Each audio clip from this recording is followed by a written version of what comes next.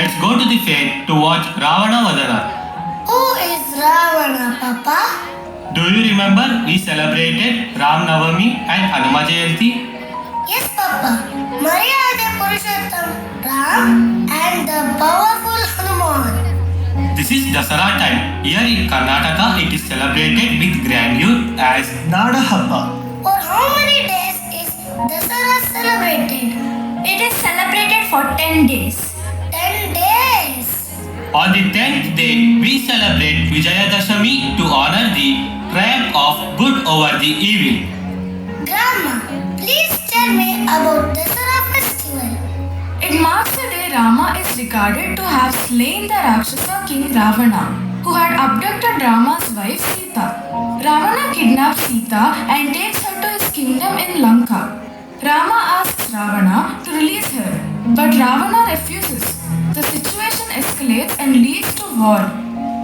Prior to this, Ravana performed severe penance for 10,000 years and received a boon from the creator, God Brahma, that he could henceforth not be killed by gods, demons or spirits. However, Rama, a human incarnation of Vishnu, defeats and kills him in a battle. Is that Ravana with 10 heads? Yes, dear, the festival commemorates the victory of good over evil.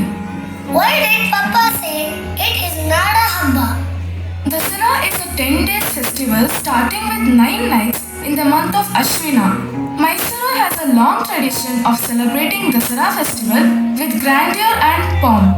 It also commemorates the day the goddess Chamundeshwari slew the demon Mahishasura. Mama, Papa, Grandma, let's celebrate Dasara with the students of 3rd B.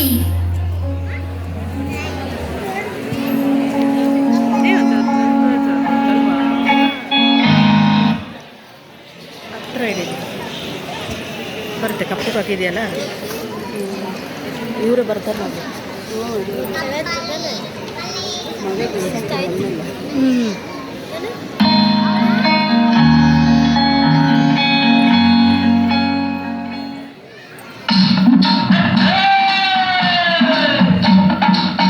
Mysuru Dasara ಎಷ್ಟೊಂದು ಸುಂದರ ಚೆಲ್ಲಿದೆ ನಗೆಯ ಪನ್ನೀರ ಎಲ್ಲೆಲ್ಲೂ ನಗೆಯ ಪನ್ನೀರ ಮೈಸೂರು ದಸರಾ ಎಷ್ಟೊಂದು ಸುಂದರ ಚೆಲ್ಲಿದೆ ನಗೆಯ ಪನ್ನೀರ ಎಲ್ಲೆಲ್ಲೂ ನಗೆಯ ಪನ್ನೀರ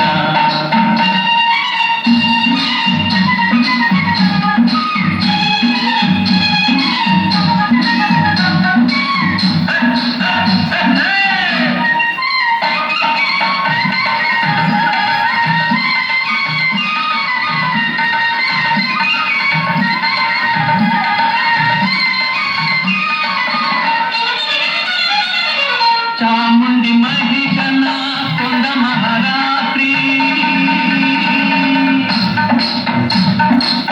ಧರ್ಮ ಅಧರ್ಮವ ಸೋಲಿಸಿದ ರಾತ್ರಿ ಚಾಮುಂಡಿ ಮಹಿಷನ ಕೊಂದ ಮಹಾರಾತ್ರಿ ಧರ್ಮ ಅಧರ್ಮವ ಸೋಲಿಸಿದ ರಾತ್ರಿ ಕನ್ನಡ ಜನತೆಗೆ ಮಂಗಳ ರಾತ್ರಿ ಕನ್ನಡ ಜನತೆಗೆ ಮಂಗಳ ರಾತ್ರಿ